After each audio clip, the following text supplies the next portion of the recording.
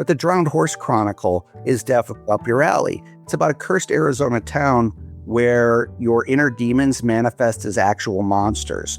And the sheriff whose job it is to keep those monsters away from the people foolish enough to settle the area. And I didn't want to go with just your typical vampire, werewolf, zombies, even though you will find some of those in there. Instead, what I wanted to do was I wanted to do more of a cultural deep dive, because when we came west, we not only brought all our belongings, we brought all our fears, our legends, our mythologies with us.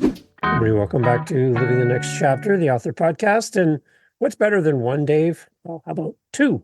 And that's what we're going to do. We're on the show. David Boop's on the show. We're going to be talking about his journey.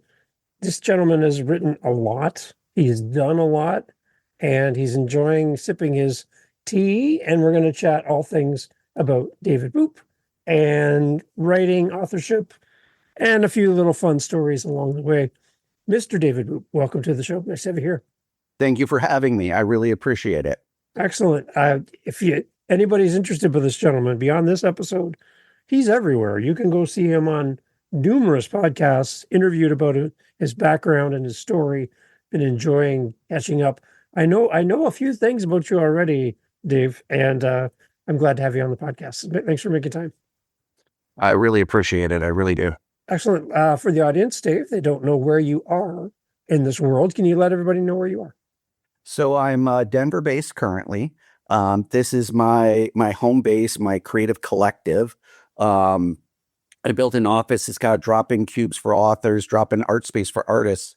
And it's a chance to collaborate authors and artists together. At least for now, I'm planning on moving, hopefully by the end of the year, to Oregon. But I'll be building the same thing there. So, yeah.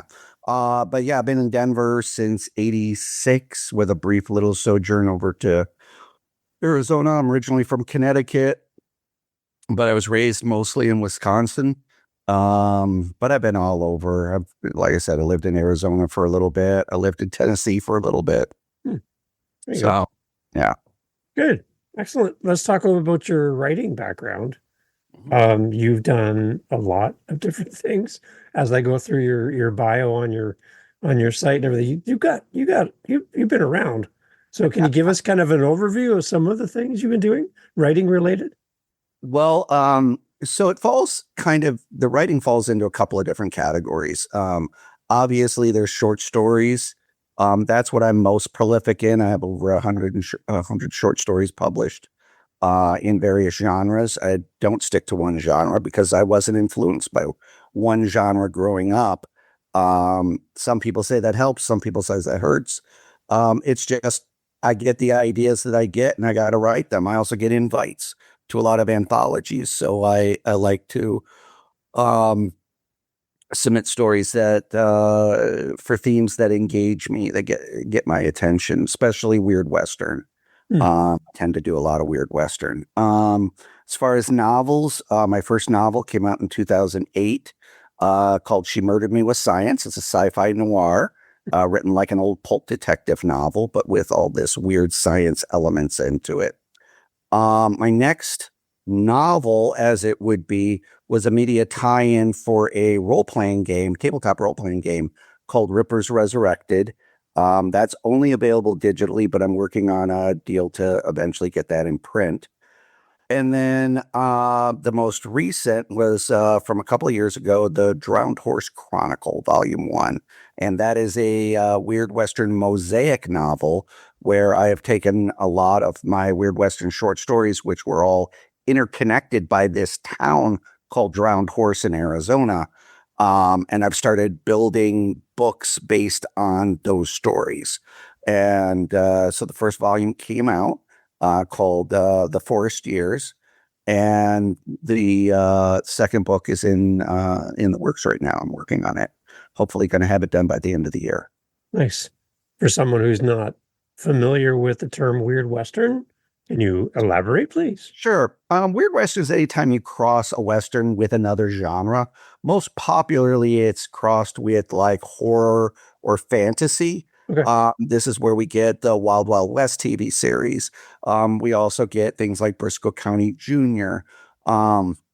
the more recent Cowboys and Aliens. Yeah. But yeah, Stephen King's The Dark Tower, things of that nature tend to be classified in this genre of weird Western, which of course is different than space Western, which is where you take a Western and take it off of the planet Earth and you put it somewhere else, but it's still got the Western tropes. Okay. Edited 3 volumes of weird Western anthologies, 3 volumes of space Western. So I can tell you everything that's different about the two of them. So, okay. For the authors listening, they're here to learn from a fellow author. Again, you have so much to teach and so much to share. Short stories for a new author, is that a good starting point for someone to kind of get their feet underneath them and figure out their voice as an author? yeah, I highly recommend it. And there's a lot of camps where this is concerned, because there are people who say they can't write short fiction at all. They can only write novel length. And I get that. I understand what they mean by that.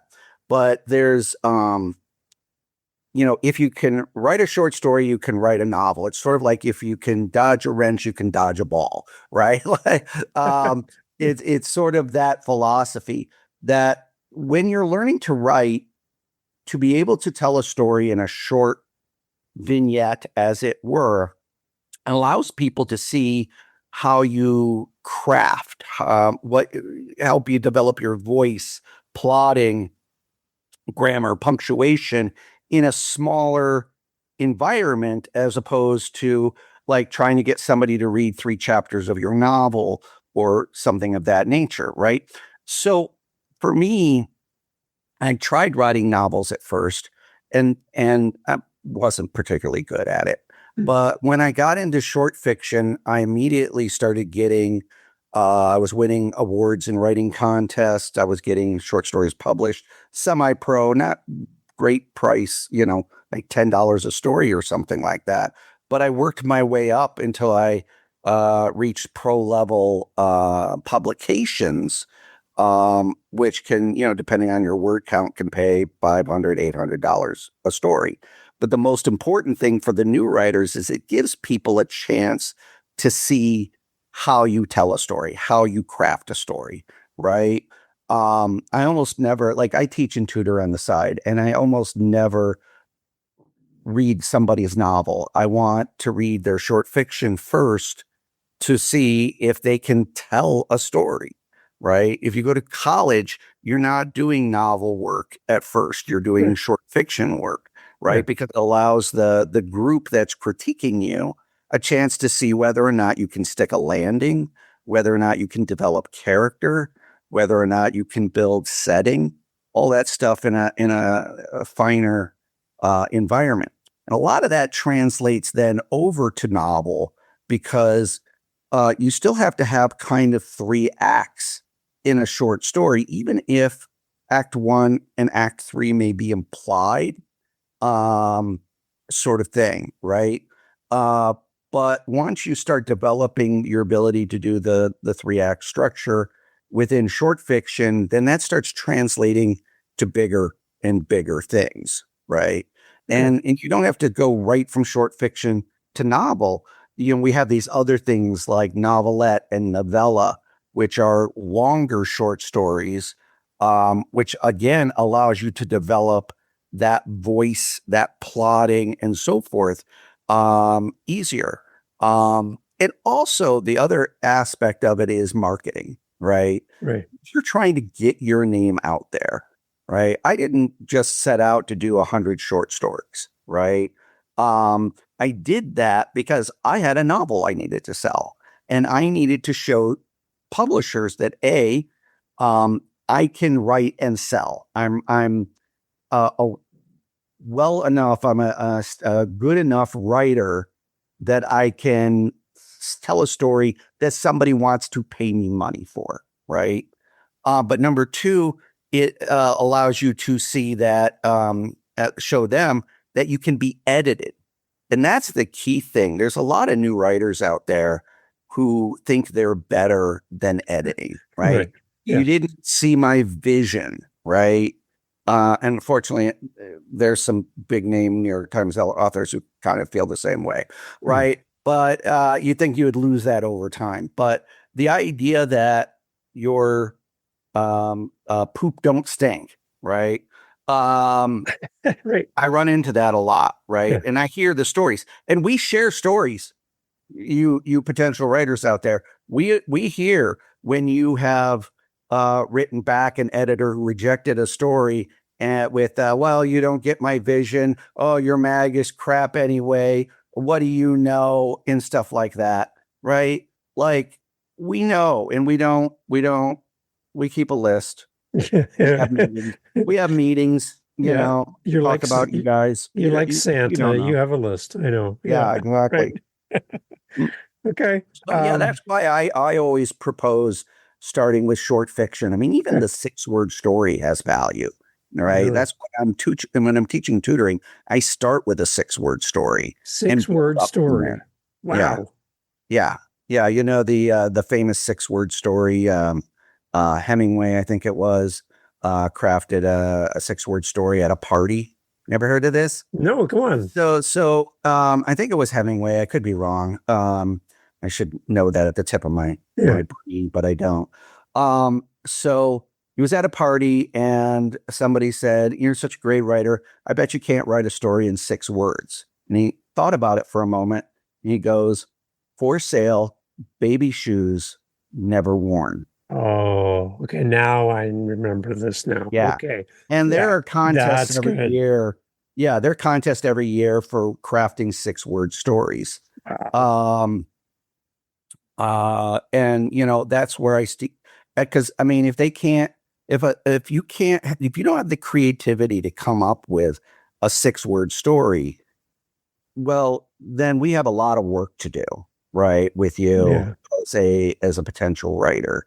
Um, but it's also hella fun, right? Yeah. And there's all sorts of hella fun forms like that. The drabble, the exactly 100-word story, Mm. flash fiction, anything under 1,000 words, right? Every one of those allows me to develop somebody's voice. And these are all things I've done, right? These are all things that I have done. I have every length of story published because I wanted to experiment. I Yeah. wanted to try these things. And then once you got them, well, they're not making daddy money if they're sitting on your computer. Get Yeah. out in the world, go bring daddy some money, Yeah. right? So, I sell flash fiction regularly. I don't sell many 6-word or drabbles, but flash fiction is a favorite of mine. Yeah. So would writing to a word count like that be somewhat on the same level or same plane as a journalist writing to a time constraint and Oh, they have to be done on this time? Is it kind of the same idea that you have this very thing? much so. Yeah. So in journalism, it's done by inches, right? Or Oh, columns or yeah. whatever, right? Yeah. Like you're given a certain amount of space, Yeah. right? And you got to make it fit in that space. So it's very similar to a word count they're kind of connected in that it all has to do with budget, Right. right? So in a newspaper, there's a budget for how many columns and so forth, because there also has to be a certain number of ads Yeah. and so forth. So, the weight of the story depends on how many columns you're going to get, right? Or how many inches you're going to get. With a magazine or an anthology, they have a budget for what they can pay authors. And anytime authors go over that word count, that's cutting into the budget. Right. But yeah, I mean, if authors turn in shorter stories than the word count, that gives you a little extra to play with maybe somebody else's story, right? It just depends. I always appreciate when I send out invites for an anthology. If somebody turns me in a shorter story, because guaranteed somebody is going to turn in a longer one, Right. right? And then there's a balancing act that goes with that. So yeah, So yeah, very anthologies would be another great place to start as a new author, new writer, just getting your name out there being part of a project. That's another good starting point. Well, and anthologies also have the benefit, physical printed media, which, fewer and fewer of them every day. But magazines and anthologies allow you to have a physical item that you can then turn around and sell. And I sell at a lot of conventions. I just came back from Dragon Con a couple of weeks ago, and I did signings there. I've got a signing and a reading tomorrow at a local book and comic book store here, actually just right across the street from my office. And the idea is that when you have physical copies, even if you get paid less than pro rate, you have physical copies, you're getting those usually at a wholesale price that you can turn around and sell them at retail, kind of make up for that lack of pay forward. Now, not a lot of authors, or I should say there are authors who don't agree with this philosophy. They feel like it's a bookseller's job to sell books. Their job is to write. And anytime that they're not in front of a computer writing, it's costing them money. Right. But you also get to, as you mentioned, talking to the readers, you get to connect with your readership on a one-on-one basis when you do that.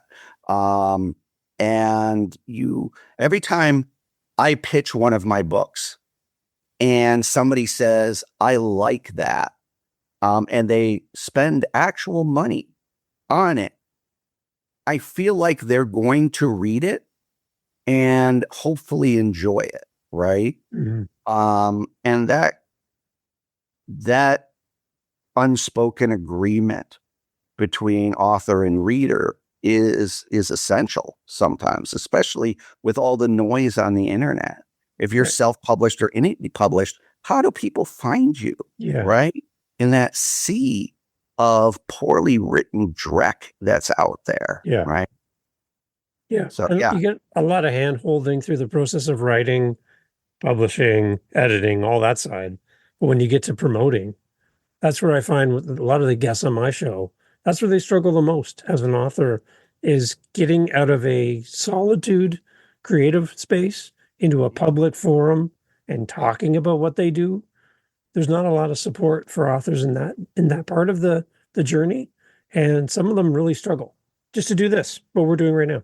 Yeah, there is support out there. There's a lot of organizations that help with that. The event we're doing tomorrow is for the Horror Writers of America, Colorado branch.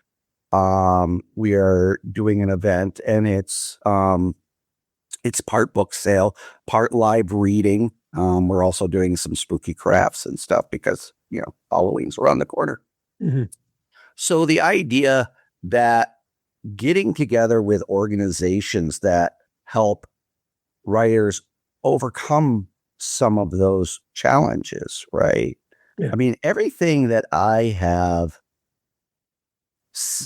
call it succeeded in, all the success that I've had, all can be traced back to the first conventions I attended, where I focused on not the celebrities, not the whatever else was going on, not the fan worship stuff, but actually attending the panels and meeting other authors and listening to their stories, just like this, about, how they overcame certain obstacles, and learning how to promote, learning how to do a reading or put together an anthology or whatever, right?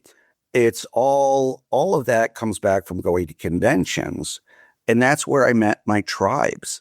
That's where I met my mentors, right? That's where I met my handful of fans, right? Like the people who actually follow me and pick up everything that I put out, right? Those few fans out there were all met at conventions, right? They were all met at social events. Can you do it without doing that? Absolutely. There's plenty of examples of people never attending a convention and having success, right? I always say that getting published and what goes into it is a lot like that line from Dances with Wolves. There's as many ways to be published as there are stars in the sky. Tonka, Yeah. right? So, yeah. So yeah. It's good. You just got to find your own path, what works for you. Yeah. This is what worked for me. And I have helped a lot of people develop their own way of getting published and so forth. And nobody's going to do it exactly like me, and I'm never going to do it exactly like them. Yeah. So, okay, so David, a new reader walks into a bookstore, and there's a David Boop section. There should be, with the amount of stuff you've done, and they're standing there looking at this wall of books, going, "Where do I even start with this author? Like, where's a good starting point? Where would you tell a new reader walking into your world as a good starting point to what you do?" Well, so because I'm published in many different genres, Yeah. my first question when I meet a reader, a potential reader, is, what do you like to read? Mm-hmm. Like, for example, what do you like to read?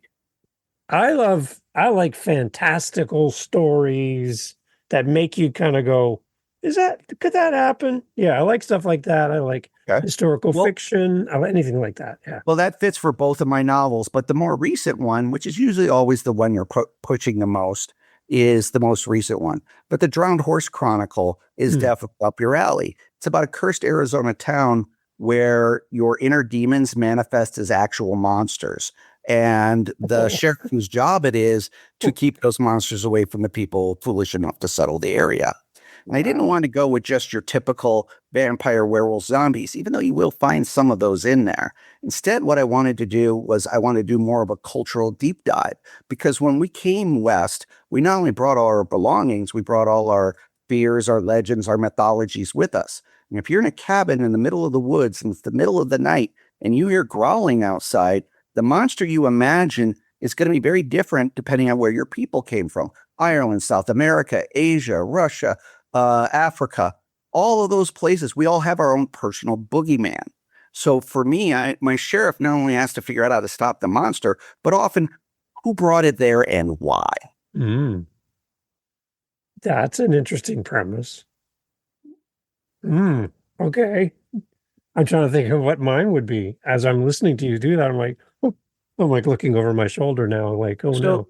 Yeah. So I learned pitching from Melinda Snodgrass, who is basically right hand of God. I mean, George R.R. Martin. And she has had to pitch, a lot of stuff, including to Hollywood and so forth. And for her, she taught me the simplest way to pitch is to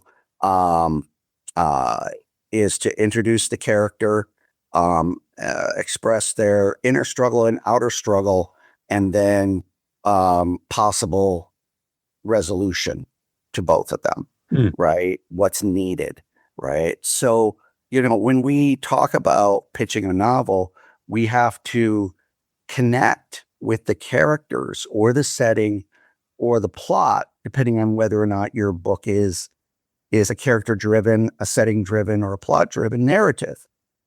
And so Drowned Horse is a setting, mostly. So it's mostly about the setting. But I also put in there the sheriff because people want to connect with somebody. And the idea that the sheriff has to fight all sorts of monsters and aliens and everything like that becomes a connecting point with readers. So they're fascinated by the plot. They're also fascinated by the fact that this man is not only struggling to stop monsters, but also occasionally having to find out which one of the people in the town summoned it, right? So there's some depth there. And that's what I did when I built the Drowned Horse Chronicle. It's a mosaic, so every chapter stands on its own. You have everything you need in every chapter to go forward. And sometimes there's characters that don't make it in the chapter. There's definitely characters that don't make it to the end of the book. Because I don't want people to fall into a formulaic coma when reading. It's like, oh, I know what's going to happen next. Right. Yeah. No, you don't. Yeah. Right. So, and that's I have horror, I have science fiction in there. I have fantasy, and I even have a mystery full on noir, because I write noir too, called The Widow Wore Spurs. And yeah, so it's a fun book. So if you're looking for something that I don't have a lot of time to read, well, guess what? My book's perfect. You can read a chapter while you're on the john. Your legs won't even fall asleep, and you can. I don't know how many times I've crawled out of a bathroom with a really good book. So There you yeah, go. It's good. That's a very interesting perspective. Yeah, I'm with you. Put the phone down, right? Take a book. There we go. I like it. Um, my podcast is Living the Next Chapter. So one of my favorite questions for my guests is like, how are you living your next chapter as an author, as a writer? What's exciting for you? What are you looking at down the road as you continue your journey as a writer? So I've had a couple of really big things happen. Most recently, oh, and I'm neglect in doing this.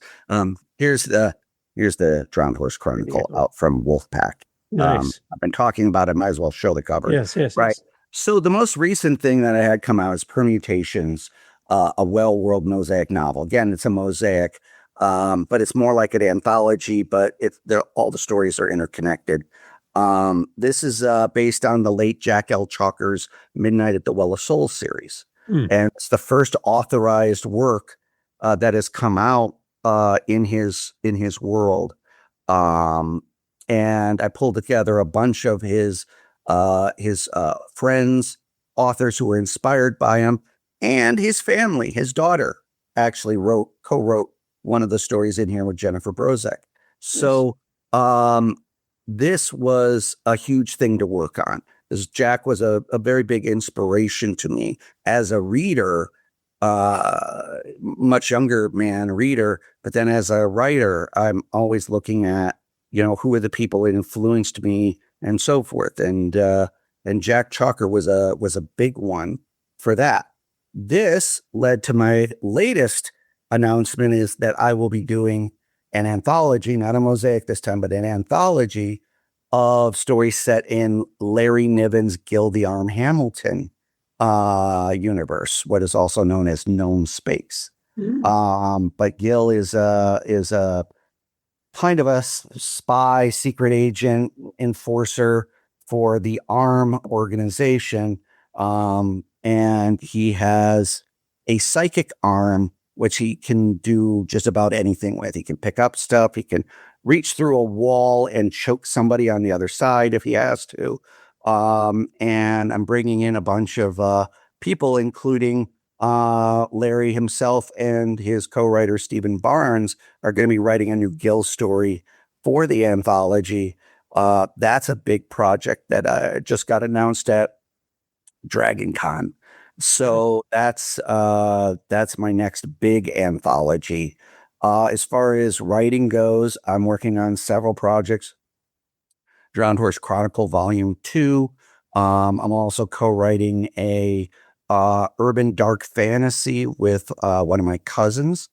I am writing a series of thrillers set in the 80s with a former FBI agent called the Crime Pays series. And that's the latest one just came out. Those are appearing in Thrill Ride magazine.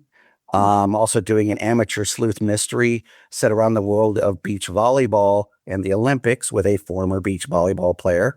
And Cthulhu stories. I'm doing Cthulhu stories with one of my students, former students, who's now, we've sold 3 stories now, Cthulhian stories. So, yeah, that's their focus is they love Cthulhu. And I get invites to Cthulhu stuff all the time, and I've never written it. And so we're working on these together. And so we just sold another one of those just a couple of weeks ago. So not much going on then is what I'm hearing from you. Not a lot. No, not a lot. Oh my goodness. Yeah.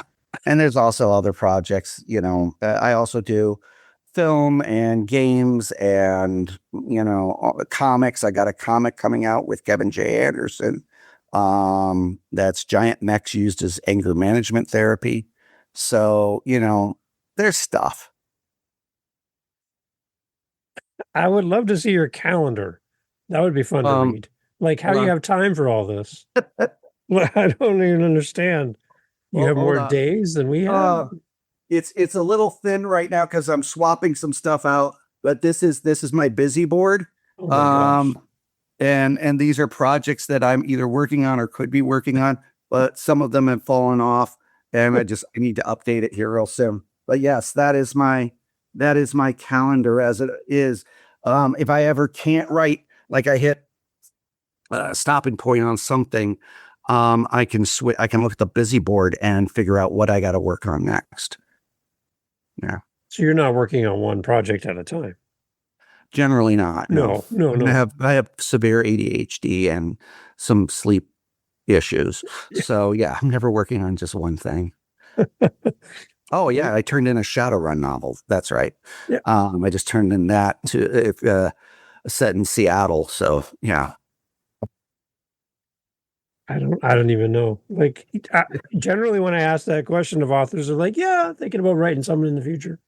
That's about Oh, I what I don't have usually get. time. No, you, I don't have time. I mean, bills got to get paid. there you go. That's Yeah. great. It's Yeah. amazing. Starvation is a huge motivator for writing. It keeps your feet to go for the fire. I like that. Right. Who else do you have time to read other people's works? Like, is there somebody you admire as a fellow author? Oh yeah. So I do mostly audio these days because if you saw my to be read pile, it is mostly research books for the Drowned Horse. It's a huge stack. I have close to 200 research books for doing the Drowned Horse series. I just finished a audiobook that I enjoyed the other day. I was on a panel with the guy, and he had a really good pitch about his book, and I'm like, oh, I kind of want to read that. So I went home and I downloaded it. Fate and Flux, the first book of the Watchers of Astaria by Patrick Dugan. It's a steampunk fantasy novel, which I enjoyed. It was a fun, quick read. Didn't take long, but it was a lot of fun. I enjoyed that one. As far as who I read on a regular basis, I read a lot of Alan Dean Foster, who is one of my mentors. We actually share an agent. Lawrence Watt Evans, his various series, I like his. Of course, Kevin J. Anderson, another mentor, and Mike Stackpole. You notice a lot of these guys wrote Star Wars books. You can kind of tell what influenced me at a young age. Carol Berg is another excellent author, does amazing fantasy work amongst other things. But, when I'm doing anthologies, a lot of my reading, I read a lot of short stories, not only for my students, but also for these anthologies. So I invite often authors who I love their books or whatever, because I want to be the first person to read a new work of theirs, right? Yeah. Like I want to read that short story and I get downright giddy, right? It's like Alan sends me a story and I'm like, oh, yes, right. Or Kevin or any of the, like, anytime I get one, like I got, for the permutations, I got SP Sumtow and Catherine Asaro, and I was so excited to get those. And this one I'm doing for Larry, I'll get to see a Larry Niven and Steve Barnes story before almost anybody else. I'm sure they got first readers and things like that. But for me, that's my thrill is, and then when I get to discover an author, holy crap. Like, when somebody that I didn't know how good they could write puts in something that just knocks it out of the park. Cliff Winnick is a prime example. I've had him in 2 of my anthologies, and I'll probably have him in more in the future because he is consistently putting in exceptional work. Todd Gallagher gave me an epic ballad, right, for my space western. He did the entire thing in like iambic pentameter or something like that. I don't know. I don't know poetry, but he gave me a story that was actually a ballad, and it just blew my mind. Wow. Right? When people give me something that I'm not expecting, that's the thrill that I get as being an anthologist, and why I keep doing it, even though the pay is crap. It doesn't get me the accolades that writing a best-selling novel will do. But as a reader myself, every time these stories come in, I get to go, wait till somebody reads this. This is good, right? And it's a different type of catharsis that's different from when I write something that's really good and I can't wait for people to read, right? It's different. It's like somebody gave me their words. They've honored me with their words. And now I get to share that with all of you. Yeah. And that's as great as inventing or being a chef or anything of that nature, is sharing these discoveries with people and then having that feedback come back. That was one of the best short stories I've ever read. Yeah. Right. I love that. It's good. You did mention a couple times about tutoring and helping other authors. Is that still something you're open to if an author's listening? Oh, yeah. Going, I'd love to work with David. I don't take a lot of students. I'm not like, I'm not like varsity tutors or tutors.com or anything like that. It's more on a one-on-one basis. I meet people and sometimes they need some, career coaching, or they're struggling with something to deal with their writing and they need some help. And that's why I don't like really advertise it much. I talk about it on panels and podcasts and things like that. But the truth of the matter is I couldn't have a full slate. Like I couldn't do it full time because it would cut into the other things I'm doing. And those things are just as important. So like right now I have like 4 students, right? And I will entertain more at any given point, but I have to be careful because I've got a move coming up and I've got projects due and so forth. In fact, when I get off of here, I got to write a short story for a guy I promised at Dragon Con I'd have to him before October 1st. And time's ticking. So that's what I'll be doing this afternoon. But do you have any resources for authors if they don't have time in your calendar to sit down? Do you have any kind of things that authors can tap into to kind of help them self? Well, I mentioned earlier the associations, right? And even if you're not published, you can join these associations as a like associate member, not a full member, and start tapping into their resources.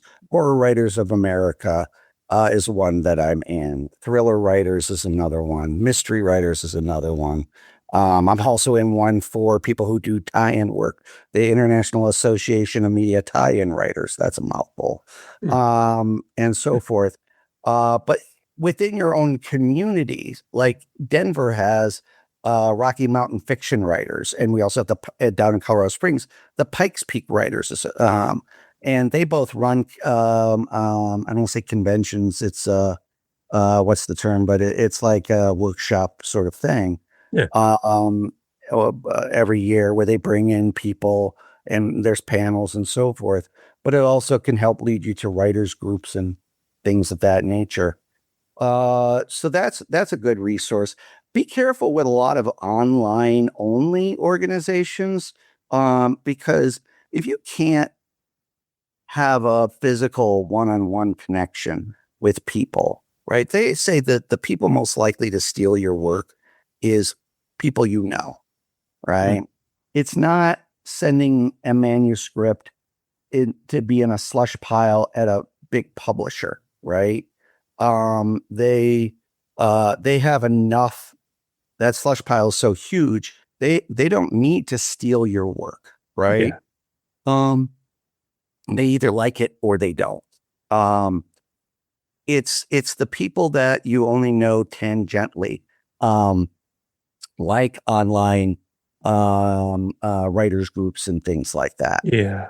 It is best to know who these people are in a more personal way. Makes Everybody sense. should be invested. Anytime you're in a writers group, everybody should be invested in everybody else's success. Yeah. It's an overused cliche, but a rising tide raises all boats, right? And when I was in writers groups, as I had success, I tried to get other people in my group success as well. And it didn't really happen with my first group.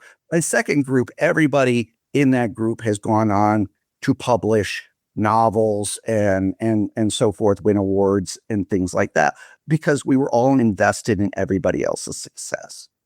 And that's an important thing with any organization that you get involved with, whether it's your neighborhood writers group or something like SIFWA or whatever, right? The Science Fiction Writers Association, right? You want to make sure that everybody is focused on your success as well as you being focused on theirs. Because, as I mentioned earlier, we talk, right?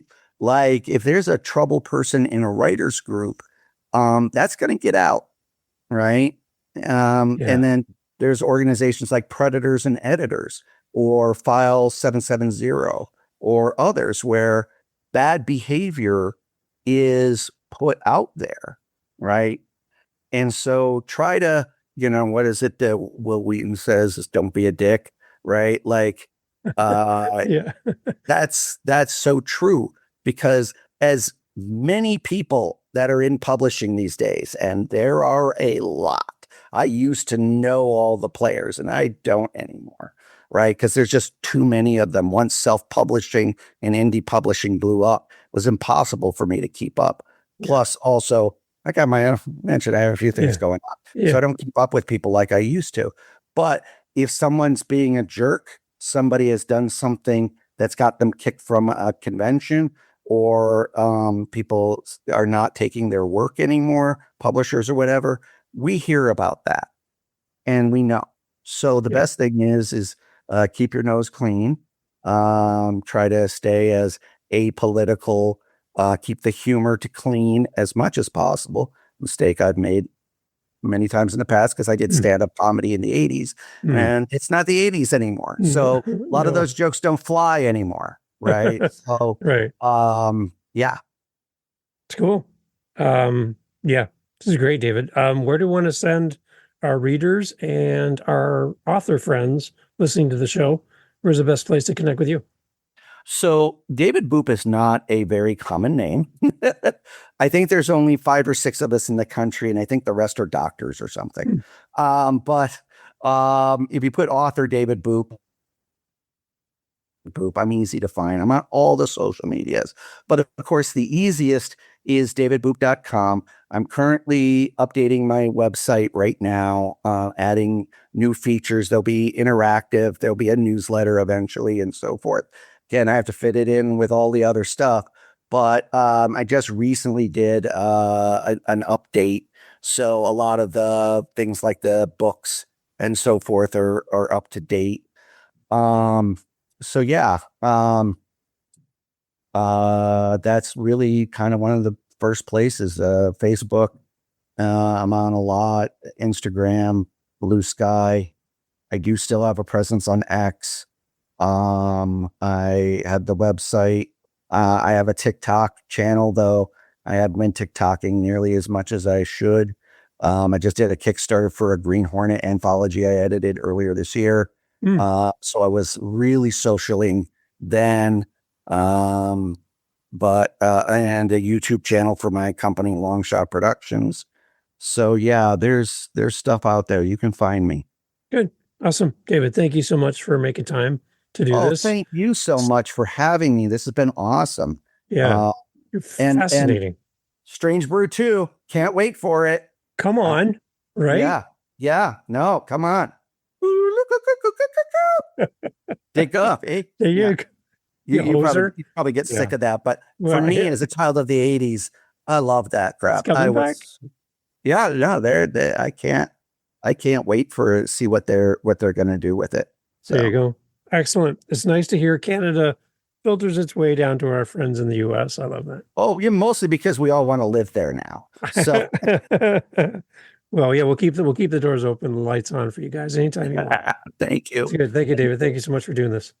Of course. Excellent, everyone. All information, as always, in the show notes. You know how we do this, and I'm asking you when, not if, when you buy David's books, to leave a great review. David would love to hear your thoughts, and tell somebody as well. You heard some great suggestions. You're like, oh, I know somebody's going to love David's writings. Share the episode, share his website, let somebody know. Use your words and let people know about David. David, again, thank you so much. Hey, thank you so much again for pressing play. As you've heard, great guests on the show. And one thing you didn't hear in this conversation is what? What did you not hear? Think about it for a second. That's right. Not a single solitary commercial for a mattress or a supplement or a whatever you call it. No. Why? Because we don't want to break up the conversation with commercials. So the fact that you're still here means that you are a fan of the show, I'm assuming. So if you want to help to keep the podcast going and to make me feel really happy, all I really care about is coffee, okay? I just got to be honest. I love coffee. I'm drinking one right now. It's starting to get cold. I need to warm it up. Helping us with our Buy Me a Coffee link over at livingthenextchapter.com and also in the show notes helps kind of keep the lights on around here. Remember, I'm doing this for free. I'm paying for everything. So I would love to have a little coffee donation, even $5 kind of fills up my cup.